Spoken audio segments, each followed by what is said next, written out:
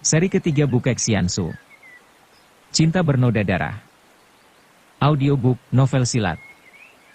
Cerita, Ho Ping Hu. Bab 3. Bukek Xiansu menyimpan kembali kitabnya di saku, mengambil alat musik him dan menggantungkannya di punggung. Kemudian dipandangnya 3 orang di depannya itu sambil tersenyum ramah. "Bukankah kau Bukek Xiansu?" tanya Itgan Kaiyong. Kakek tua renta itu mengangguk sambil tersenyum lebar. "Kebetulan sekali. Dunia Kangou mengabarkan bahwa setiap tahun, pada hari pertama musim semi, kau akan muncul di dunia dan membagi-bagi ilmu. Hari ini adalah hari pertama musim semi, ilmu apakah yang dapat kau berikan kepadaku?" Bukek Xiansu tidak marah mendengar ucapan yang tidak sopan itu, ia hanya tersenyum.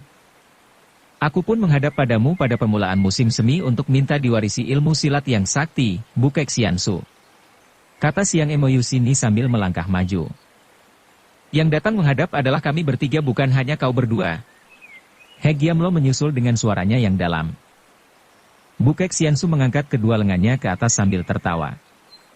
"Jangan khawatir, aku si tua tidaklah kikir dengan ilmu. Hanya aku khawatir ilmu-ilmu yang kukenal tidak akan berjodoh dan cocok dengan pribadi kalian bertiga. Ketahuilah, bahwa ilmu-ilmuku hanya dapat diterima oleh orang yang menjauhkan diri daripada rasa dengki, iri, murka, benci dan kejam. Tanpa dapat menjauhkan sifat-sifat ini, ilmu yang kuturunkan bukan hanya tak ada gunanya, malah mungkin akan merugikan tubuh sendiri. Nah, ilmu apakah yang hendak kalian minta?" 3 orang sakti itu saling pandang. Sifat-sifat yang disebut kakek itu tadi bukanlah sifat yang aneh apalagi pantang bagi golongan hitam mereka. Malah sifat kejam merupakan ukuran untuk kelihayan seseorang. Makin tinggi tingkatnya, harus makin kejam, karena siapa yang kurang kejam, berarti mempunyai kelemahan dan hal ini amat memalukan. Tentu saja mereka tidak sudi menerima ilmu dengan ikatan seperti itu. "Bukek Xiansu, tadi kami mendengar nyanyianmu yang mengharuskan orang membalas benci dengan kasih. Apakah kau termasuk orang yang tidak mempunyai rasa benci? Mudah-mudahan Tian menguatkan batinku dan membungkus seluruh pikiran dan hatiku dengan sinar kasihnya. Jadi kau tidak membenci golongan kami? Tidak akan membeda-bedakan dengan golongan lain?" Bukek Xiansu menggeleng kepala. Tentu saja ia dapat melakukan hal ini dengan mudah. "Kalau begitu," kata pula Itgan Kaiyong, "kau jangan pilih kasih. Tadi kau turunkan 2 macam ilmu kepada suling emas. Nah, kami pun minta kau turunkan ilmu-ilmu itu kepada kami." "Betul, aku menghendaki 2 ilmu itu," kata Siang Emoyu Sini. "Ilmu-ilmu apa tadi itu dan apa namanya?" He Giamlo menyambung. "Hahaha, kalian bertiga memang bermata tajam, tidak percuma menjadi 3 di antara Tian Te Liokoi. Memang tadi aku menurunkan 2 macam ilmu kepada suling emas yang disebut Kim Kong Sin Im dan Hong In Bun Hoat. Akan tetapi entah kalian dapat mengerti kedua ilmu itu dan menyukainya, tergantung kepada kalian sendiri bagaimana. Karena mereka bertiga tadi sudah merasakan sendiri bagaimana hebatnya kepandaian suling emas tanpa mereka ketahui bahwa sebetulnya yang meruntuhkan pedang-pedang itu adalah Bukek Xiansu yang ingin mencegah terjadinya pertempuran selanjutnya antara orang-orang sakti itu. Maka tentu saja mereka merasa iri hati dan ingin mendapatkan ilmu yang tadi diwarisi oleh suling emas. Tidak perlu banyak cerewet, lekas perlihatkan Kim Kong Sin Im, kata pula Itgan Kaiyong yang memang selalu bersikap kasar terhadap siapapun juga. Baginya makin kasar sikapnya, makin baik dan berwibawa dan gagah. Kalian juga setuju? Bukek Xiansu yang masih tetap tersenyum itu bertanya kepada Siang Emoyu Sini dan He Giamlo. Keduanya meragu sejenak, akan tetapi terpaksa mengangguk karena tidak ada pilihan lain. Seperti juga Itgan Kaiyong, kedua orang sakti ini masih memandang rendah kepada Bukek Xiansu dan mereka menaruh curiga kalau kakek tua renta ini akan menipu dan mempermainkan mereka. Baik-baik, kalian perhatikan dan dengarkan baik-baik. Sesuai dengan namanya, ilmu Sin Im, suara sakti, dipelajari dengan pendengaran. Kakek itu menurunkan alat musik him dari punggungnya, duduk bersila di atas tanah, lalu terdengarlah suara him, dimulai dengan cering-cering yang nyaring bening. Mula-mula 3 orang sakti itu memandang penuh perhatian sambil mendengarkan dan mengikuti bunyi him, akan tetapi tak lama kemudian mereka nampak gelisah sekali. Terutama Siang Emoyu Sini, Sebagai seorang wanita tentu saja paling mudah terpengaruh oleh suara him itu. Wanita sakti ini mula-mula merasa jantungnya berdebar, kemudian setiap kali suara itu melengking tinggi, ia merasa seakan-akan jantungnya ditarik dan kalau suara itu merendah jantungnya seperti ditindih. Cepat ia mengerahkan sinkang di dalam tubuhnya dan di lain saat wanita ini sudah duduk bersila dengan mata meram dan muka pucat. Ia masih berusaha untuk menyelami bunyi yang makin aneh dan merupakan penyerangan langsung kepada isi dadanya. Berturut-turut Itgan Kaiong dan Hek Giamlo juga terpaksa duduk bersila untuk mengumpulkan tenaga dalam tubuh dan melawan serangan-serangan hebat dari suara him itu. Sebagai dua orang sakti, mereka pun maklum bahwa suara dari alat musik him itu mengandung hawa penyerangan yang luar biasa dahsyatnya. Oleh karena itu sambil menutup kelemahan diri dengan sinkang mereka pun memperhatikan dan berusaha menangkap intisari daripada Kim Kong Sin Im. Baru seperempat jam saja orang itu sudah menderita hebat sekali, wajah mereka pucat dan saking kerasnya mereka mengerahkan sinkang, kepala mereka sampai mengepulkan uap putih. Namun pelajaran itu masih juga belum dapat mereka tangkap intisarinya, atau ada juga mereka menangkap, namun hanya menurut perkiraan mereka masing-masing dan ketiganya menyelami isi Kim Kong Sin Im secara berbeda, sesuai dengan watak masing-masing dan kesemuanya itu tentu saja menyeleweng daripada intisari yang sebenarnya. Hal ini bukan sekali-kali karena ketiga orang ini masih rendah kepandaiannya. Sama sekali tidak. Dalam tingkat kepandaian ilmu silat, kiranya mereka tidak berselisih jauh dengan suling emas. Akan tetapi, seperti dikatakan oleh Bukek Xiansu tadi, watak mereka tidak cocok dengan watak ilmu itu, pula ilmu ini tersembunyi di dalam lagu dan seni suara. Suling emas dapat mewarisi intisarinya karena orang muda itu menghadapi Kim Kong Sin Im dengan suara sulingnya sehingga seakan-akan ia bertempur. Dengan ilmu ini dan karenanya ia lebih mudah untuk mengenal sifat-sifatnya menyerang dan bertahan dari Kim Kong Sin Im. Seperti sebuah nyanyian, orang akan lebih mengenal keindahannya kalau ia turut menyanyikannya, yang tentu jauh bedanya dengan kalau hanya mendengar saja. Bukek Xiansu memang tidak hendak membeda-bedakan. Ia mainkan him seperti ketika ia bermain di depan suling emas tadi. Setelah ia berhenti, tiga orang itu masih duduk bersila dengan kedua mata meram. Bukek Xiansu hanya tersenyum dan dengan tenang menyimpan kembali alat musik him itu di atas punggungnya. Kemudian ia bangkit berdiri, menanti sambil membaca kitab kecil. Tiga orang sakti itu tidak berani segera bangkit karena suara him tadi masih terus terngiang di dalam telinga, malah seakan-akan meresap ke dalam otak dan dada. Setelah kurang lebih 10 menit, baru mereka membuka mata dan meloncat bangun. Jelas mereka itu kecewa, akan tetapi karena masing-masing merasa bahwa mereka dapat memetik intisari ilmu aneh tadi, mereka diam saja. Hanya memandang kepada Bukek Xiansu dengan mata marah.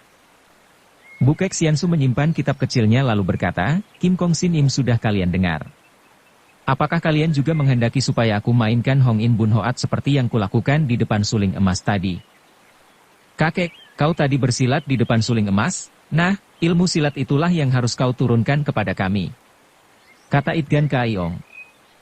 Kaiong, itulah tadi yang disebut Hong In Bun Hoat. Kalau kalian menghendaki, akan kumainkan. Bagaimana dengan kalian, Hek Giamlo dan Sini? Karena tidak tahu harus memilih ilmu silat apa, kedua orang ini hanya mengangguk. Betapapun juga, mereka masih ragu-ragu dan memandang rendah kakek ini. Apakah gunanya ilmu Kim Kong Sin Im tadi? Masa menghadapi lawan harus bermain musik? Gila! Maka, mendengar bahwa Hong In Bun Hoat yang akan diturunkan kali ini adalah gerakan-gerakan silat seperti yang mereka lihat dari tempat persembunyian mereka tadi ketika kakek ini berhadapan dengan suling emas. Tentu saja mereka setuju dan agak lega, mengharapkan akan menerima warisan ilmu silat yang tinggi dan sakti.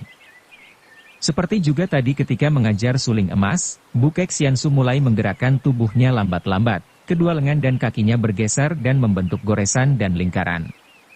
Bukan lain yang ia mainkan itu adalah gerakan menurut huruf-huruf pertama sajak dalam kitab Tiong-Yong.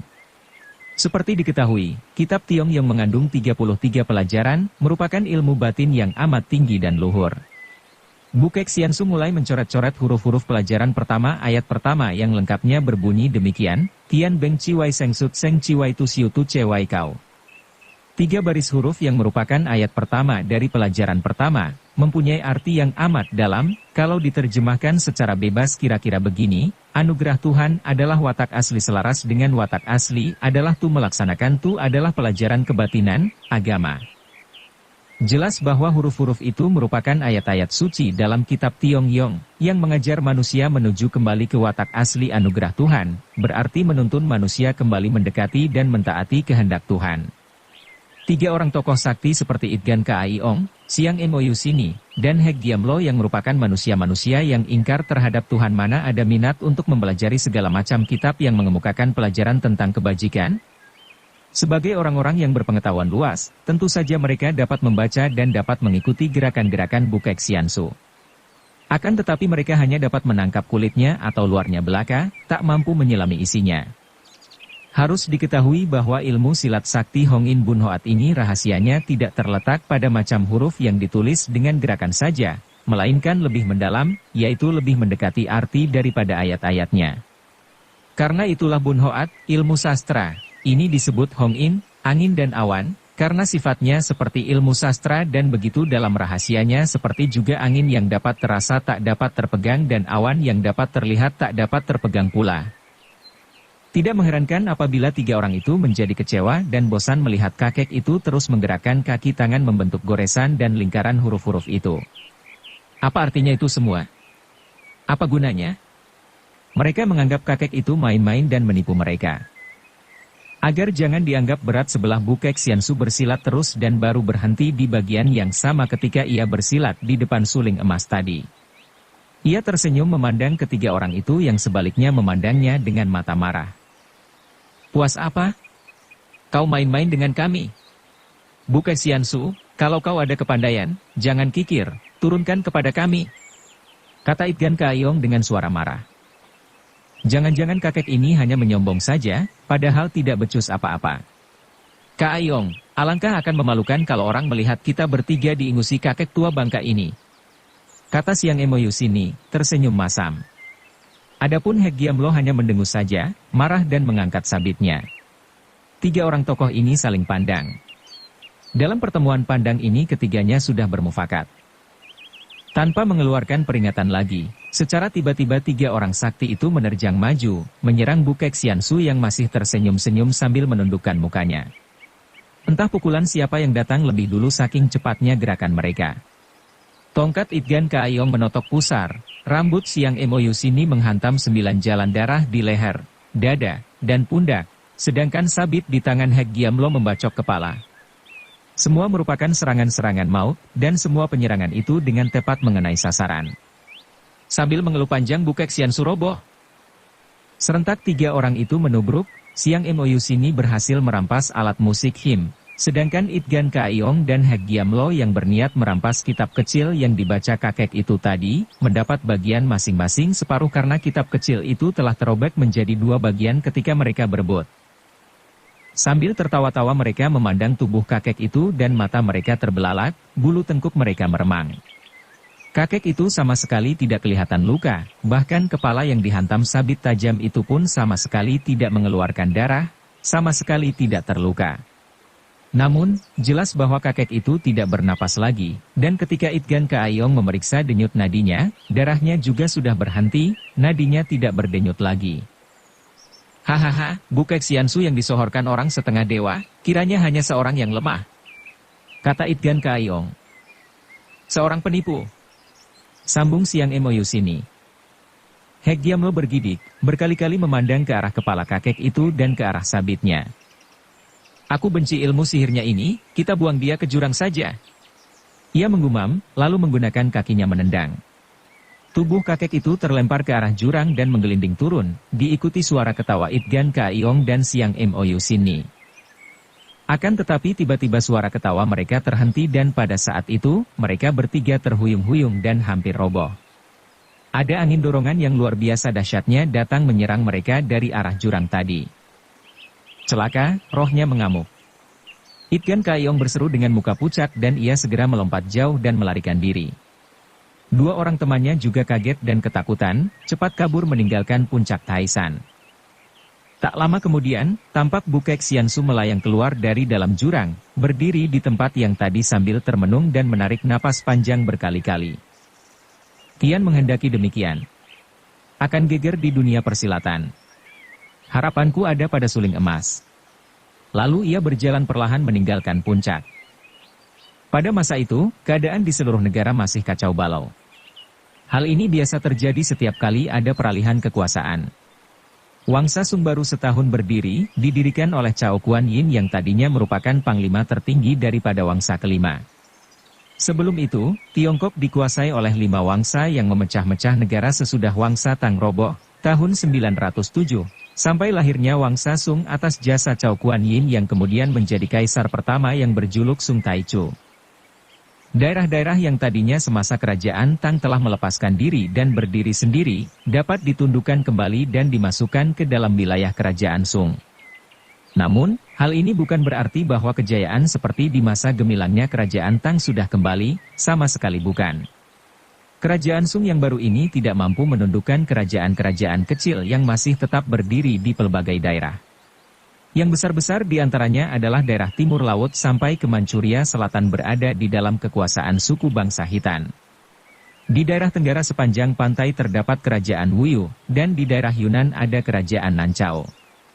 Masih banyak lagi daerah lain yang merupakan kerajaan kecil dan tidak mengakui kedaulatan kerajaan Sung. Tentu saja seringkali terjadi bentrokan-bentrokan kecil, namun tidak sampai meluas. Kerajaan Sung sudah merasa cukup puas dengan daerah dan wilayahnya, dan perlu membangun negara setelah persatuan dapat dibina. Sebaliknya, kerajaan-kerajaan kecil itu pun tidak ingin mencari gara-gara dengan kerajaan baru yang cukup kuat itu. Pada suatu pagi yang cerah, sebuah perahu meluncur perlahan dan tenang, mengikuti aliran sungai Han yang mengalir ke timur, dari daerah Shanxi terus ke timur sampai tiba di Laut Kuning. Air sungai ini agaknya tidak mengenal diskriminasi, tidak seperti manusia. Buktinya ia terus mengalir ke 3 daerah yang dikuasai oleh 3 kerajaan, mengalir tenang dan biasa, tanpa perbedaan. Sunyi di sepanjang sungai itu. Di atas perahu tampak 4 orang penumpang. Seorang di antara mereka jelas adalah tukang perahu, laki-laki setengah tua yang gemar berceloteh, berkumis panjang berpakaian sederhana dengan tambalan di sana-sini. Kedua lengannya yang memegang dayung tampak kuat berotot yang timbul oleh tugasnya sehari-hari. Kulitnya coklat kehitaman, terbakar matahari. 3 orang yang menumpang perahunya masih muda-muda. Yang pertama adalah seorang pemuda, kurang lebih 23 tahun usianya.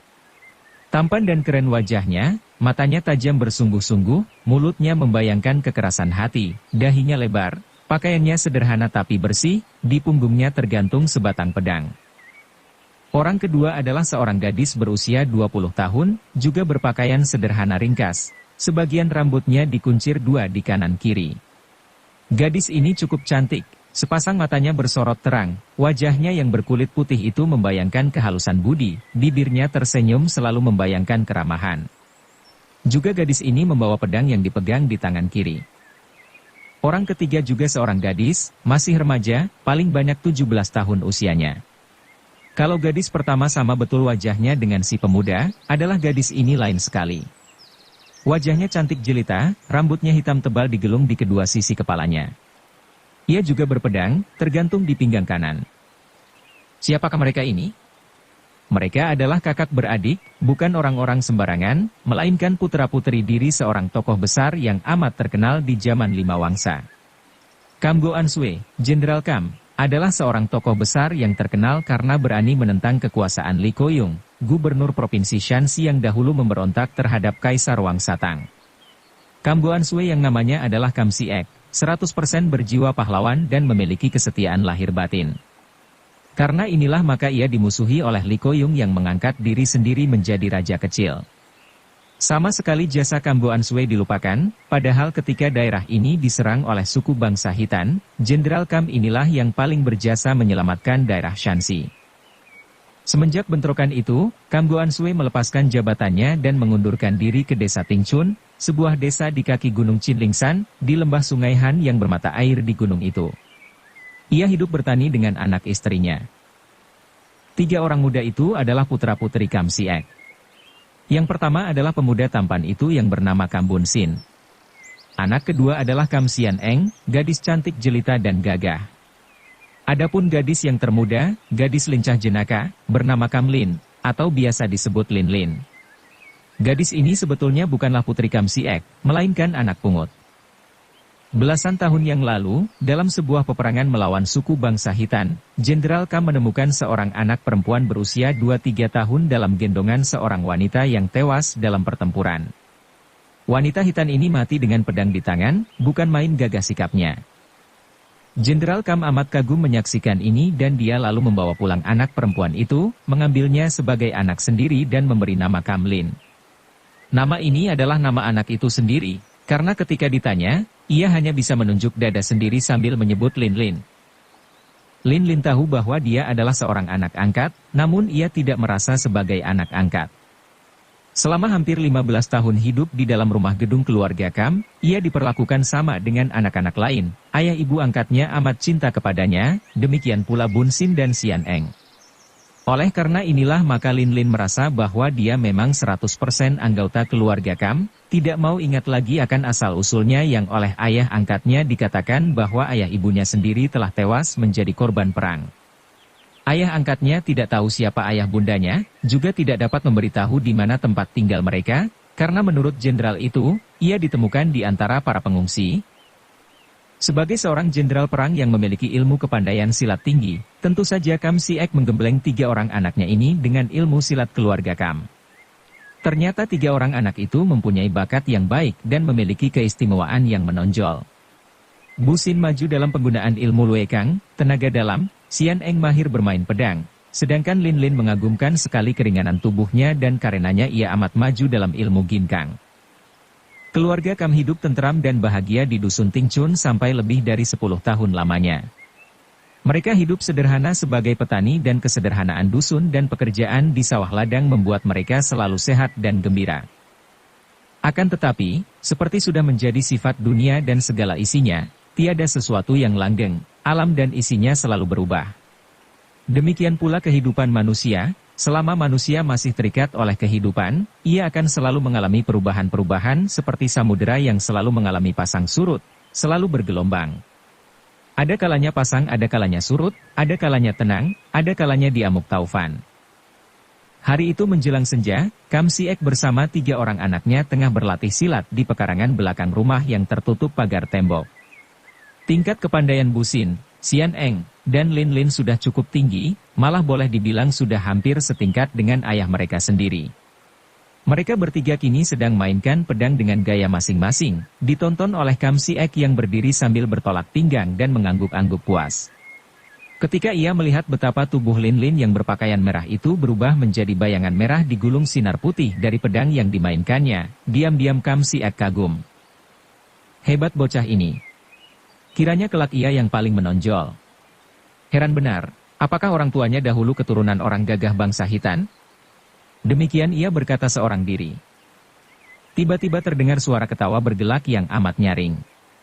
Kam Siek dan 3 orang anaknya yang mendengar suara ini segera menghentikan permainan silat dan menoleh ke arah suara.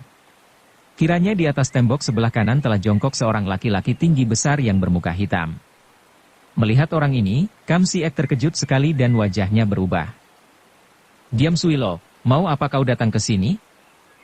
Orang tinggi besar muka hitam itu tertawa lagi, tetap masih berjongkok di atas tembok, matanya yang besar itu melirik ke arah Siang Eng dan Lin Lin dengan pandang mata kurang ajar. "Kam Boan Sue. Aku bukan jenderal lagi, tak usah kau berpura-pura tak tahu." "Hahaha, orang Shikam. Kau juga pura-pura tidak tahu mengapa aku datang ke sini?" Kam Siek menoleh ke arah 3 orang anaknya dan wajahnya makin gelisah. "Orang Shigiam, aku sedang sibuk melatih anak-anakku. Urusan antara kita orang-orang tua boleh kita bicarakan nanti. Malam nanti kunjunganmu." Laki-laki tinggi besar muka hitam itu tertawa bergelak. Boleh, aku tidak khawatir kau akan dapat lari, haha." Tubuhnya berkelebat dan lenyap di balik pagar tembok. "Ayah, siapa dia?" tanya Bu Sin tak enak. "Dia kurang ajar sekali," celah Sian Eng. Akan tetapi dengan gerakan seperti seekor burung walet terbang tahu-tahu Lin Lin sudah melayang ke atas pagar tembok dengan pedang terhunus di tangan kanan. Wajah gadis yang cantik jelita itu kini tampak marah. "Lin Lin, kembali kau." Kam Siek berseru cemas. Lin Lin berdiri di atas tembok, memandang ke sana kemari, lalu meloncat turun kembali, berlari mendekati ayahnya. Heran, kemana ia sembunyi? Mulutnya kotor, sikapnya kasar. Orang macam itu mengapa tidak dihajar saja, ayah? Kam Si-ek tersenyum, girang melihat bahwa anak-anaknya mempunyai nyali besar.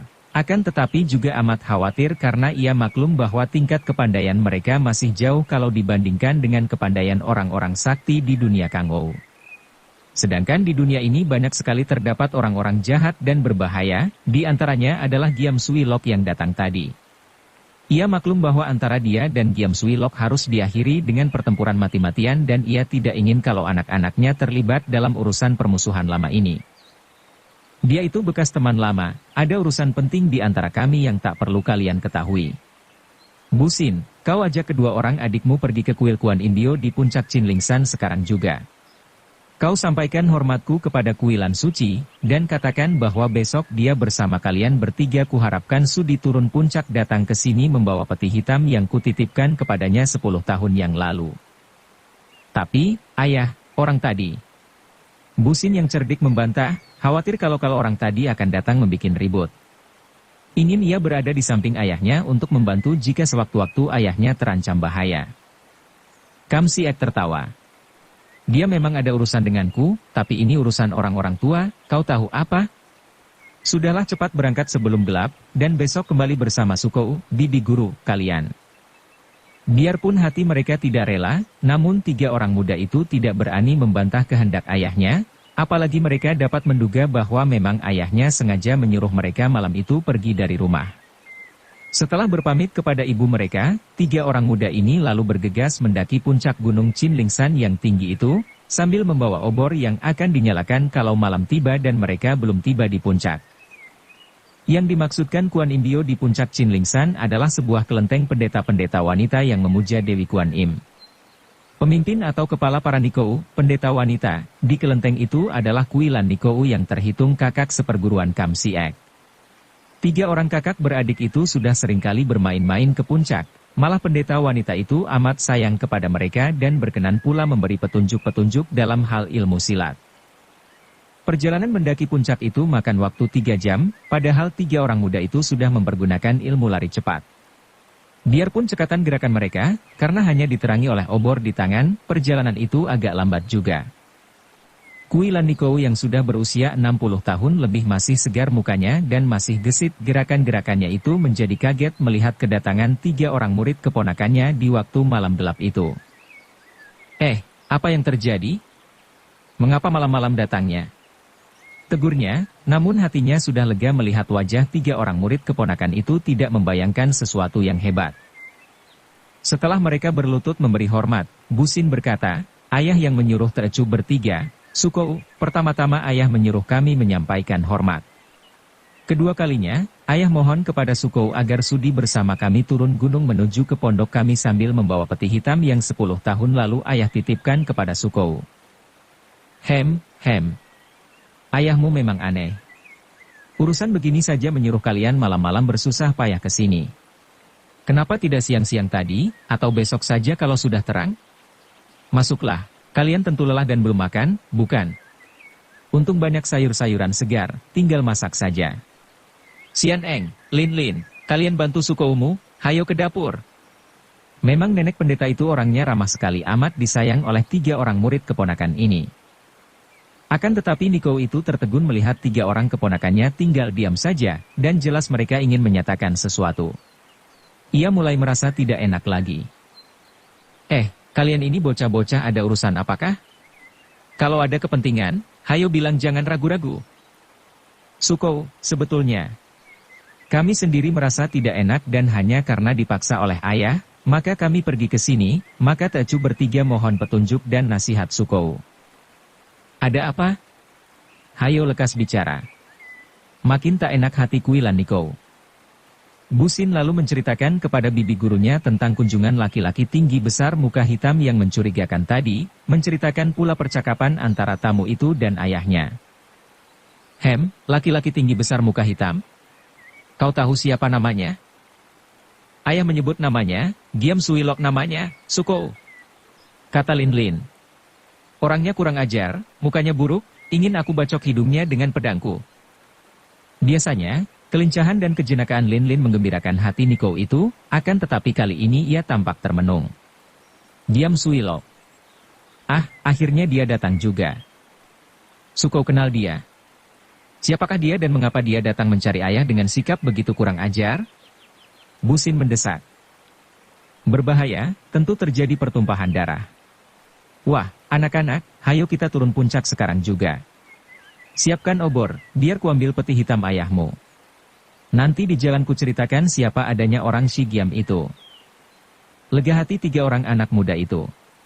Cepat mereka mempersiapkan obor 4 buah banyaknya dan ketika Niko itu keluar membawa sebuah peti hitam yang panjangnya 3 kaki lebar dan tingginya 1 kaki, mereka segera ingin membantu. Akan tetapi Niko itu tidak memperkenankan mereka. Jalan turun agak sulit, biar aku yang bawa peti ini dan kalian yang menerangi jalan. Hayo berangkat. Di tengah perjalanan, Niko itu tidak bercerita banyak, akan tetapi cukup membuat 3 orang muda itu termenung dan berdebar-debar jantungnya. Orang Shigiam itu memang musuh lama ayahmu, dan memang ayahmu betul menyuruh kalian pergi agar tidak mencampuri urusan itu. Urusan itu adalah urusan pribadi yang hanya dapat diselesaikan antara ayahmu, orang Shigiam itu, dan ibumu. Permusuhan apa, Suko? Busin bertanya penasaran. Urusan. Urusan. Percintaan. Sebelum ibumu menikah dengan ayahmu, orang Shigiam itu adalah. Ia dan ibumu agaknya saling mencinta, lalu datang ayahmu terjadi persaingan, ayahmu menang dan orang Shigiam itu pergi dengan hati patah dan penuh dendam. Selama belasan tahun ini entah sudah berapa kali ia datang menantang ayahmu, akan tetapi ia selalu kalah oleh ayahmu. Sekarang ia datang lagi, tentu akan terjadi perkelahian mati-matian. Dasar orang-orang lelaki memang aneh dan tolol. Mengapa aku bicara begini? Urusan ini benar-benar membuat hati dan pikiran Pini, aku, kacau balau. Sudah cukup jelas bagi mereka bertiga. Juga cerita itu membuat mereka menjadi malu dan tidak enak, maka mereka membungkam tidak berani bertanya lagi. Bahkan kebencian mereka terhadap orang Shigiam itu agak berkurang setelah mereka mendengar bahwa dia itu dahulunya saling mencinta dengan ibu mereka. Bahkan dalam hati kecil Lin Lin timbul rasa kasihan. Perasaan aneh yang belum pernah ia rasakan terhadap seorang laki-laki. Karena merasa tegang dan khawatir setelah mendengar keterangan Kuilan Niko, perjalanan dilakukan cepat sekali dan hanya memakan waktu 2 jam. Betapapun juga, tengah malam hampir tiba ketika mereka memasuki pekarangan yang lebar di rumah gedung keluarga Kam. Dapat dibayangkan betapa gelisah hati orang-orang muda itu ketika melihat rumah mereka gelap sama sekali. Setelah meloncat mereka berlari ke arah pintu depan dengan obor di tangan. Ayah! Busin berseru keras dan segera diturut oleh Xian Eng dan Lin Lin yang berteriak-teriak memanggil ayah ibu mereka. Tenang, anak-anak. Mencurigakan sekali ini, mengapa begini sunyi? Biar aku yang masuk lebih dulu. Kala Kuilan Niko yang selalu berhati-hati dan yang sudah banyak pengalamannya. Niko itu sambil memondong peti hitam di tangan kiri dan tangan kanannya siap di depan dada, diterangi dari belakang oleh 3 orang keponakannya, berjalan masuk ke dalam rumah. Ruangan depan sunyi dan kosong, dan pada saat mereka memasuki ruangan tengah yang lebar, 3 orang anak muda itu menjerit dan lari menubruk ke depan. Ayah mereka menggeletak mandi darah di sudut, tak jauh dari situ menggeletak pula ibu mereka, juga bermandi darah, dan di sudut lain mereka melihat laki-laki tinggi besar muka hitam itu rebah terlentang dengan mata mendelik, juga mandi darah. 3 orang anak muda itu menangis, sebentar memeluk ayah, sebentar menubruk ibu, mengguncang-guncang dan memanggil-manggil. Tiba-tiba Lin Lin bangkit berdiri, matanya menyinarkan api. Serat! Pedang sudah ia cabut dan sekali loncat ia sudah mendekati mayat orang Shigiam itu. Kau yang membunuh ayah ibu. Pedangnya bergerak menyambar hendak memenggal leher mayat itu. Gerakannya tertahan ketika tekanan pada pundak kanannya membuat tangan yang memegang pedang menjadi lemas. Kiranya bibi gurunya sudah berdiri di belakangnya. Ketika Lin Lin menoleh dan melihat bibi gurunya, ia menangis dan memprotes, dia membunuh ayah ibu, Suko, dia harus kucincang hancur. SSTTT, anak bodoh. Simpan pedangmu. Kalau dia membunuh ayah bundamu, bagaimana dia sendiri mati di sini? Dia berhasil membunuh ibu, lalu berhasil membunuh ayah, akan tetapi tentu ayah juga dapat melukainya sehingga ia pun mampus. Lin Lin membantah lagi, penasaran. Tenanglah, dan tengok. Busin, Xian Eng, kalian juga periksa baik-baik. Kumpulkan obor-obor itu ke sini. Nah, lihat. Mereka bertiga tewas dengan luka-luka pada perut dan dada, luka-luka oleh senjata tajam. Dan kalian lihat itu, pedang itu tentu pedang ayahmu, terpental di sana dan sedikit pun tidak ada tanda darah. Dan orang Shigiam itu tentu bersenjata golok, nah, di mana goloknya, juga terpental dan tidak ada tanda darah. Memang dia ahli golok sejak dulu. Terang bahwa baik pedang ayahmu maupun golok dia itu tidak menjadi sebab kematian mereka semua ini. Nanti dulu. Ibumu belum mati. Biar kutolong dia. Niko itu lalu meletakkan peti hitam di atas meja dan cepat ia berlutut memeriksa Nyonya Kam. Benar saja dugaannya, Nyonya ini biarpun terluka hebat, masih belum tewas. Setelah ditotok dan diurut beberapa kali oleh jari-jari tangan Kuilan Niko yang ahli, ia mengeluh perlahan. Siapa membunuhmu? Katakan, ini Kuilan Niko di sini, kenal aku? Nah, katakan, siapa melakukan semua ini? Kata-kata yang nyaring dari Niko itu, yang mengandung desakan, membuat hati tiga orang anak muda itu seperti diremas-remas. Desakan yang tak sabar ini cukup jelas bagi mereka bahwa ibu mereka tak dapat ditolong lagi. Hanya dapat diharapkan memberi keterangan tentang pembunuhan itu. Takut. Takut. Setan. Nyonya itu berteriak-teriak ketakutan. Busin, Xian Eng, dan Lin Lin yang semenjak kecil digembleng ilmu silat dan sifat-sifat kegagahan, mau tidak mau merasa ngeri dan meremang bulu tengkuk mereka mendengar jerit ibu mereka ini. Tenang, adikku, ini berada di sini. Setan apa yang kau takuti? Kembali Niko itu membujuk dan mendesak. Nyonya itu menangis, terengah-engah, lalu berkata, lirih tapi masih ketakutan, setan. Dalam peti mati. Suaranya. Suling. Suling maut. Niko itu berdiri. Nyonya yang ketakutan itu sudah tak bergerak lagi. Tiga orang muda itu menubruk dan menangisi ibunya. Kuilan Niko berbisik-bisik, membaca mantera dan doa-doa, mendoakan roh-roh ketiga orang itu. Ia tidak tahu apa yang telah terjadi, akan tetapi dapat menduga bahwa tiga orang itu menjadi korban seorang penjahat yang luar biasa sekali. Mungkin ucapan terakhir dari Ibu Busin dan Xian Eng tadi hanyalah kata-kata igauan yang tiada artinya. Akan tetapi bahwa pembunuh itu sakti, tak dapat disangsikan lagi karena tingkat kepandaian Kam Siek bukanlah rendah. Apalagi orang Shigiam itu juga menjadi korban, terbunuh secara mengerikan. Setelah selesai mengurus pemakaman tiga jenazah itu, Kuilan Niko membuka sampul surat yang ia temukan dalam kamar adik seperguruannya. Sampul surat yang memang ditujukan kepadanya. Ia membaca isi surat itu, menggeleng-geleng kepala memanggil Busin, Xian Eng, dan Lin Lin berkumpul. Di depan mereka ia baca lagi surat itu dengan suara keras. Surat itu singkat saja, seperti berikut. Surat ini kubuat lebih dulu, menjaga kalau-kalau aku tewas dalam menghadapi Giam Suilok. Kau tahu urusanku dengan dia, tak seorang pun boleh mencampuri, dia berhak menuntut seorang di antara kami harus mati untuk membiarkan yang lain hidup di samping Bue Hua. Sengaja kusuruh anak-anak pergi menjemput Suci. Kalau aku tewas, kiranya Bue Hua tentu akan membunuh diri seperti yang berkali-kali ia nyatakan dalam hubungan kami dengan orang Shigiam itu. Kalau terjadi kami berdua tewas, harap Suci atur anak-anak. Peti hitam itu selain berisi harta pusaka yang sengaja kusimpan, juga terdapat sebuah gelang emas dengan huruf Busong. Kau tahu, itu adalah gelang emas milik Busong. Harta pusaka itu diberikan kepada 4 orang anak, bagi rata, jangan bedakan sedikit juga antara Busong dan Lin Lin serta yang 2 orang. Akan tetapi suruh 3 orang anak itu pergi mencari Busong sampai dapat. Aku tidak tahu di mana ia berada, pengetahuanku tentang dia sama dengan pengetahuanmu, Suci, maka kau ceritakan kepada mereka. Kalau aku tewas di tangan Giam Suilok, pesan semua anak-anak jangan mencari dan membalas dendam kepadanya. Sudah terlalu banyak orang Shigiam itu menderita karena aku.